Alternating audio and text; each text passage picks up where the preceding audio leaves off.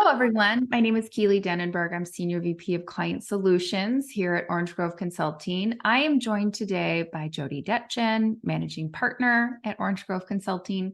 And we're talking about kind of the top things you should do before you embark on creating a strategy. And that strategy could be for diversity, equity, inclusion, or it could be for another initiative. It's the same concept and the same framework.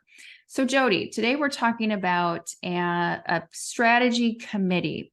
Can you tell me a little bit about how an organization should think about creating a committee and who they should ask or choose to be members? So you all might know that creating a strategy committee is absolutely essential if you want implementation. So the strategy committee is really your liaison to the entire employee base. So clearly one key component is that strategy committee has to represent different groups or voices so that you're getting that diverse perspective. Doesn't mean that a committee has to be 100% inclusion of all voices, but it needs to be able to access all the different voices so those different perspectives can be brought together as part of the committee discussions. Another key piece is that they need to have some implementation responsibility. There needs to be some component with which this group or individuals on this group are going to implement some of the strategy outcomes so that then they understand the knock-on effects of if we're going to create a strategy. So say, for example, we're going to make our hiring more diverse.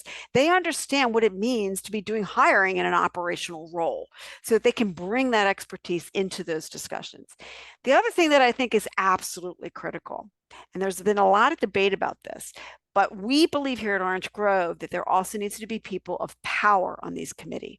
Now they can be access to power, so a stage down, or they own the power themselves.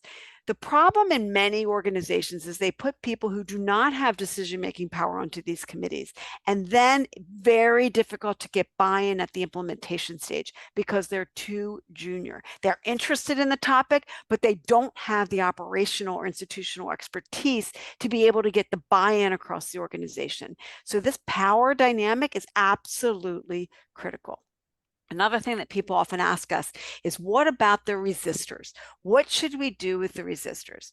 So the strategy committee should have it's okay to have people who are somewhat resistant, but what you don't want to have on that committee are the outright, I can't stand this topic, and they're going to but or push back on everything, because then the committee will not be able to achieve its purposes.